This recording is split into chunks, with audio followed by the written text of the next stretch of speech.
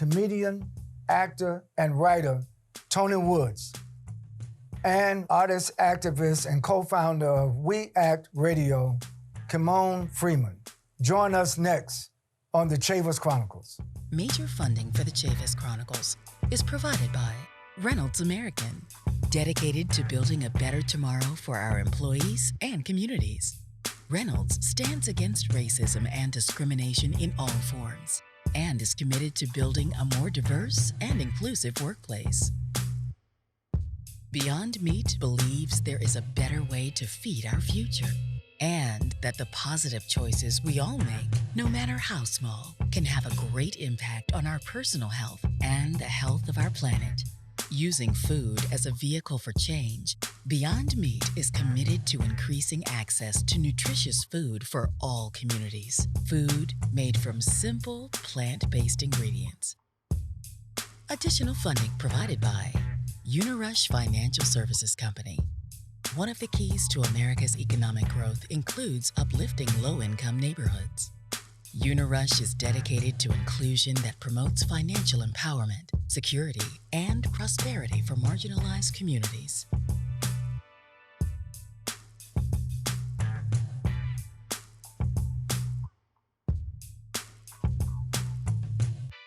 Say, hey, what's up, Brooklyn?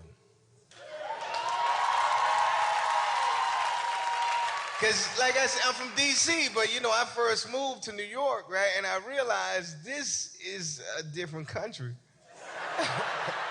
This is a different country. Y'all don't cut chickens. You don't cut the head off the chickens in Brooklyn.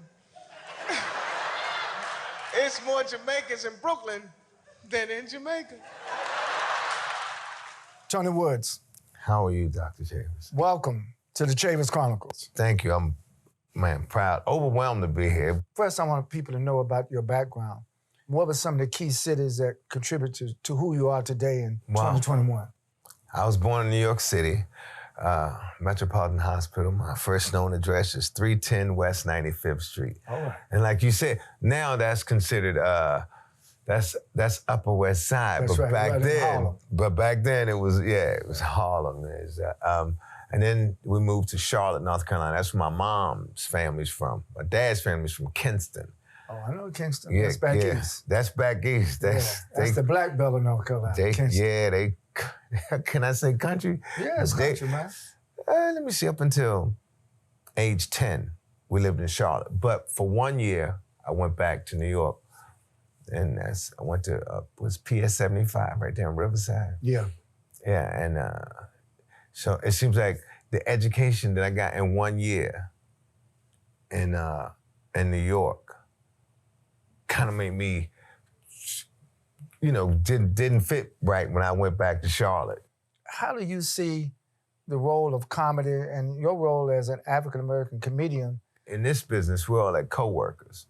You know, it's just, we all on different floors of the building, you know what I'm saying? Like, I remember when Kevin started, Kevin Hart and all these other guys, you know, and when I first started, there were guys here in D.C. like Greg Poole and all of those guys. Let me see, Tommy Davidson. Me and Tommy grew up together, but he was already on his way. He was on the radio, man. We was in junior high school doing voiceovers and stuff like that, you know, always very talented. Who else from the area? Just Andy Evans was like always like a mentor. He's the first one to put me on television. And at that time, there was no television and there was no cable in DC. And he had something called Solar Comedy. It's me, Martin Lawrence, another guy, Warren Hutchison. You probably wouldn't know Warren, but you know him because all the work he does with sitcoms. And you know the history of black stand-up. We had to work. We you know, you couldn't just be a comedian. You just gonna stand there and tell jokes? Nah, man, you gotta do more than that. You gonna help bust some tables, a little dance and all, you know, bring out the show. And when I was watching Dick Gregory, I saw his documentary the other day.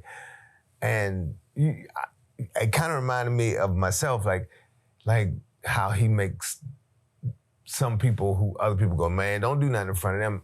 Because back in the day, I did a show in Reisterstown Road up in Baltimore. Nothing but motorcycles out front, right? And, you know, we walked in, there's like, yeah. And I just went up there, I'm like, yo, we got so much in common. They all looking at me like, what? I'm like, yeah, we all got Arrest Records. Like that, and boom, after that, it was just bringing, like what Dick Gregory do, you just bring them to a common ground. Like I never bring the comedy to you. You gotta come on, here it is, come get it. And I think that's why it works. We need those points of leverage because the weight on Black Americans, even before the pandemic, was considerable. Always has been. And that's why I think we are so funny. Because the main ingredient in being funny is pain. It's just how you digest it and put it back out. You know, you don't want to walk around mad all the time. You know, do something about being mad. You know, educate yourself. And with the things that we go through, sometimes you feel like you're the only one going through it. Even though you see all these other people who look like you, but you figure, I'm the only one going through this. And I think what our job is, we get up there and we talk about it. And it seems like everybody looking around at each other and they're like, wow, me too. It's just, you know, misery loves company and everybody gets a good laugh. But that's what comedians do. We kind of twist it around so you can laugh about the horrible things that goes on. How's the business side? Are Black comedians able to sustain themselves? No, but I'm not all across the board. But I mean, like you said, it's just like music, and most of us get into it because we're artists. We're artists. Like we love to paint a picture and do all this other stuff. There's another guy that going, you know, you need to sell this to some other people. I can do that for you.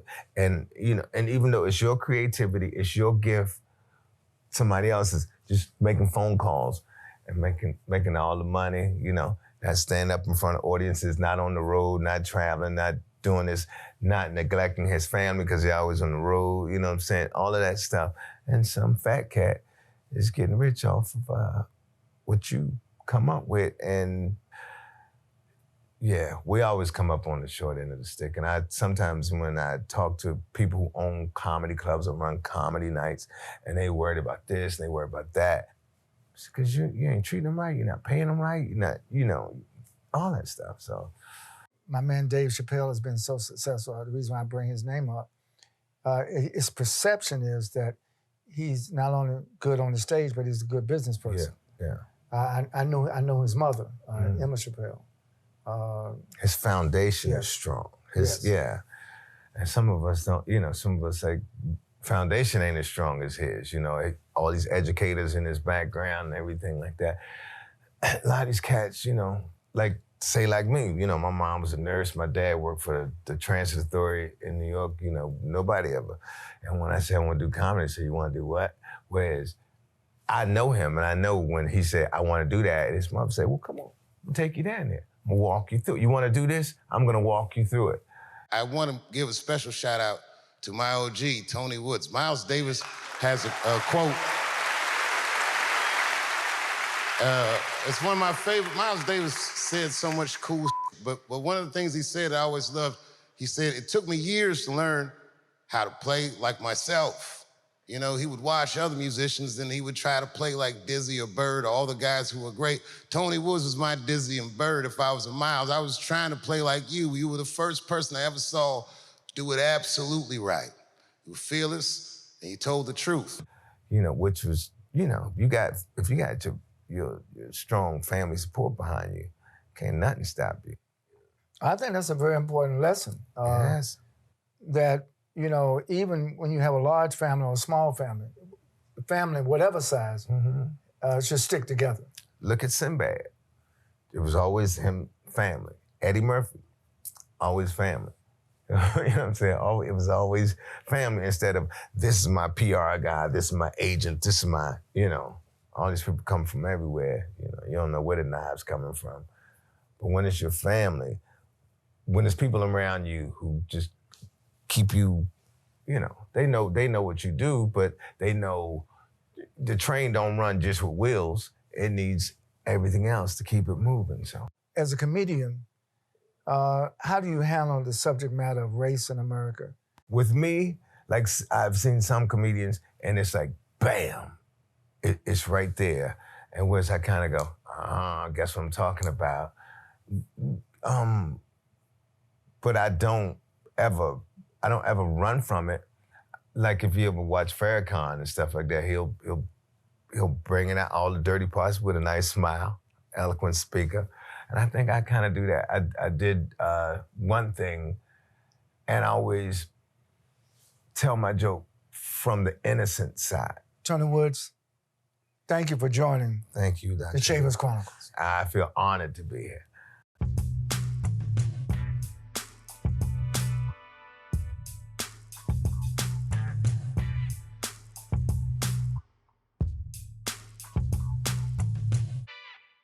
Kimon Freeman, Yes, sir. welcome to the Chavis Chronicles. Thank you for having me, brother. And thank you for all that you have done and continue to do. Where are you originally from? I'm one of the indigenous natives here in Washington, D.C., Kentucky Avenue, Southeast, Grandma House. And my grandparents came to D.C. in the 50s.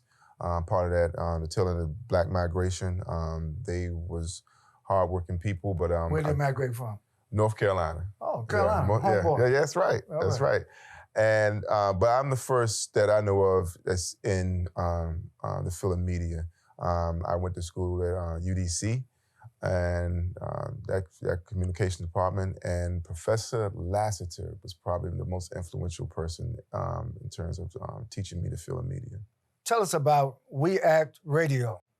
We Act Radio, DC's best social justice radio station, according to the Washington City paper in 2017.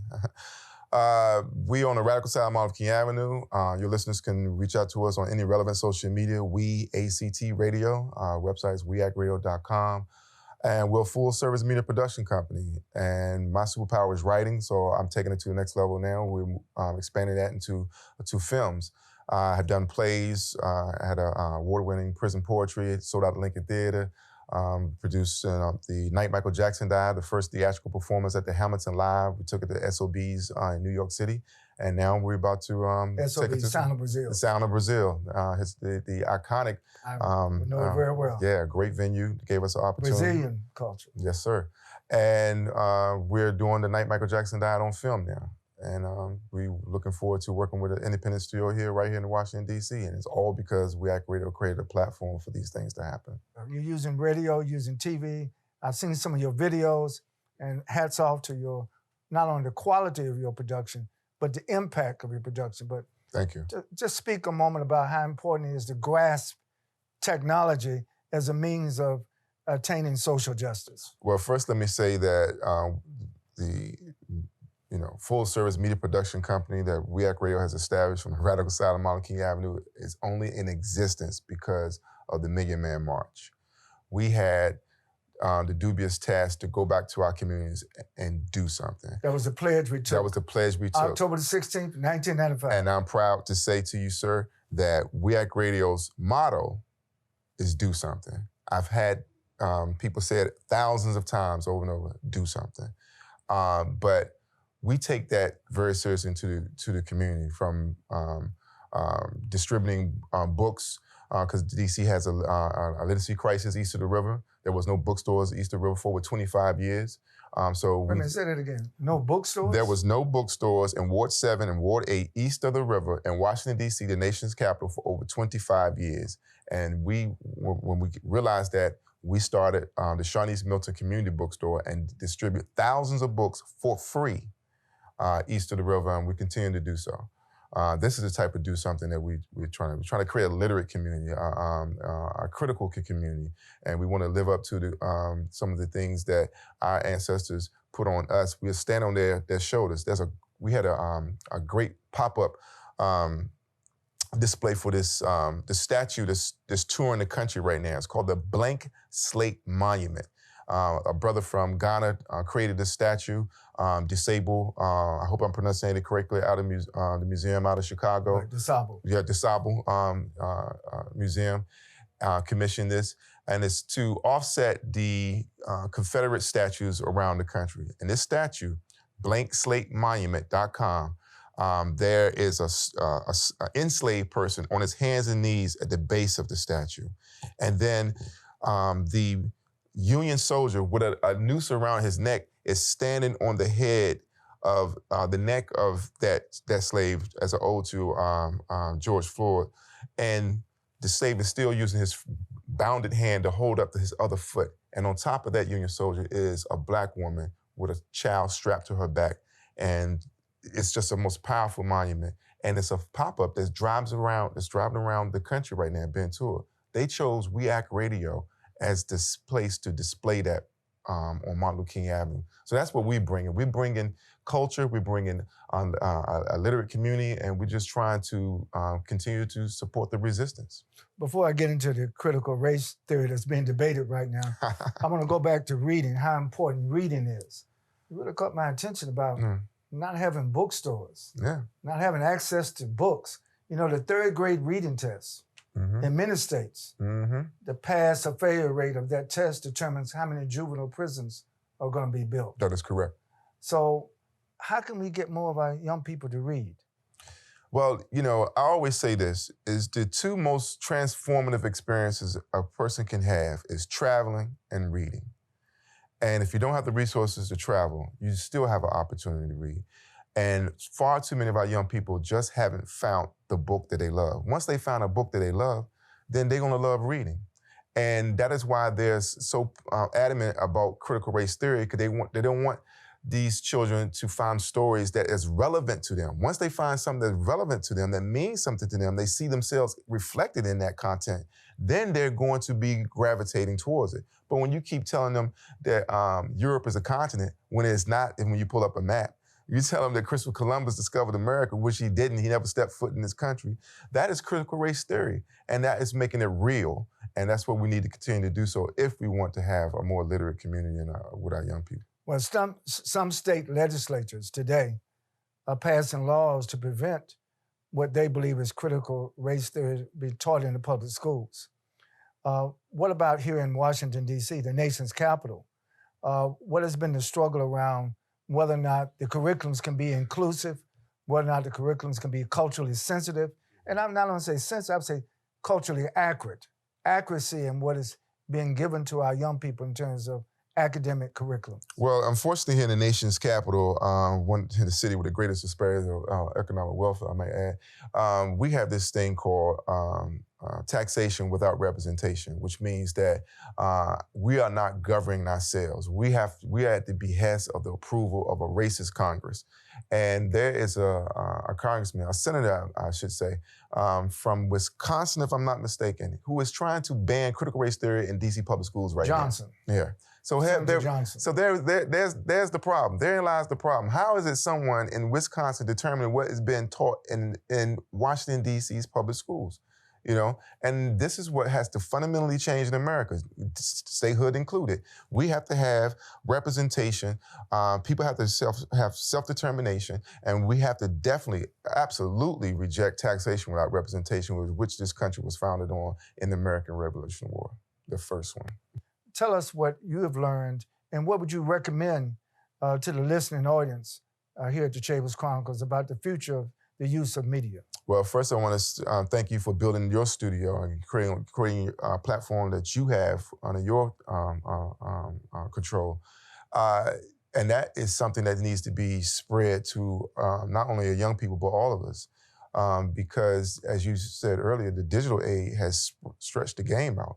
So before it was the official police report, there was nothing that could be said. You know, when George Floyd happened, they made no mention in the official police report about the police involvement in his death, in his murder. But a young lady whips out her phone, and she begins live streaming. And that's what the world saw. Had it not been for her, had it not been for citizen journalism, then the world might have never known. As Ida B. Wells said, as I alluded to earlier, you know, those who commit the murders write the reports. But we now are all able to tell our own stories. We're all able to become the media. We are all the media. So that 6 corporations control most of what we see here and read no longer has that monopoly. We are here to right the wrongs and tip the scales, and they are now balance towards justice and towards the people. But we have to be brave enough to do it. How do you see the future? I'm so excited that I feel as if I was going to miss a revolution. But I say that since January 6th, we got some difficult days ahead because what do you call a failed coup attempt? A rehearsal. So those factions that perpetrated that assault are still here. They're still with us. The Republican Party has now exposed them to who they are.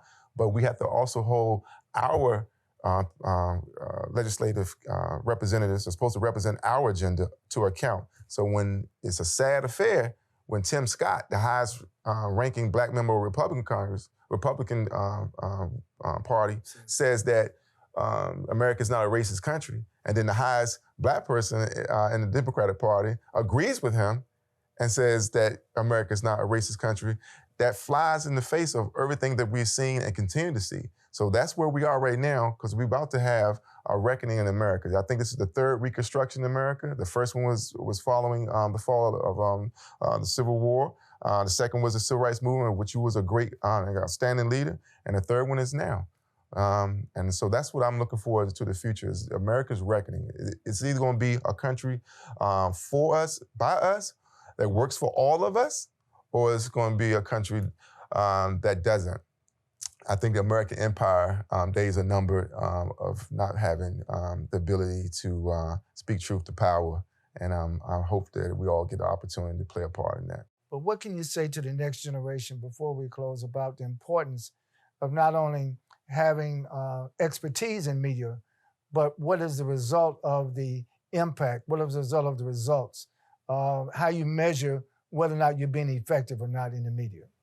Well, we do a media arts training program usually every summer pre-pandemic with the Man Bear Summer for Employment program. And the first thing I took to my students is that how many times have you repeated the words to a song you know you didn't like the first time you heard it? And the hands go up. I said, was that a positive song or a negative song? Most of it was a negative song.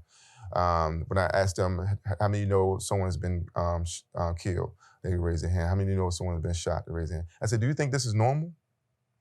And we have to challenge what has been accepted by us, conditioned for us to accept as normal. Therefore, we are changing the story and telling our story and holding up a mirror to the hypocrisies of what has been depicted and explicitly expressed to us and done to us.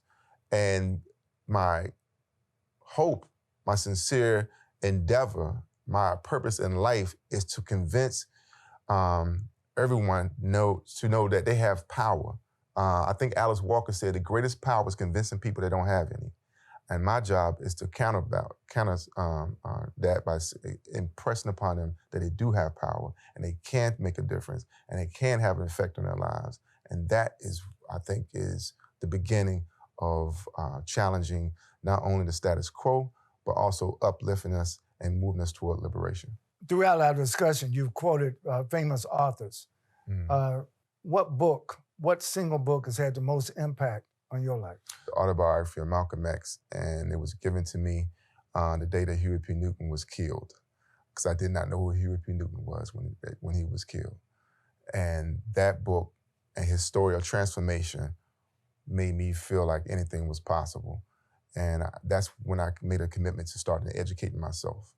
And I wanted to make sure that everyone has an opportunity to educate themselves. The autobiography of Malcolm X. The autobiography of Malcolm X, yes, sir. Great book. Read that book and do something. Kymone Freeman, thank you so much for joining the Chavis Chronicles. My brother, respect. We thank Tony Woods and Kymone Freeman for joining us on the Chavis Chronicles. Major funding for the Chavis Chronicles is provided by Reynolds American, dedicated to building a better tomorrow for our employees and communities. Reynolds stands against racism and discrimination in all forms and is committed to building a more diverse and inclusive workplace. Beyond Meat believes there is a better way to feed our future and that the positive choices we all make, no matter how small, can have a great impact on our personal health and the health of our planet. Using food as a vehicle for change, Beyond Meat is committed to increasing access to nutritious food for all communities. Food made from simple, plant-based ingredients. Additional funding provided by Unirush Financial Services Company. One of the keys to America's economic growth includes uplifting low-income neighborhoods. Unirush is dedicated to inclusion that promotes financial empowerment, security, and prosperity for marginalized communities.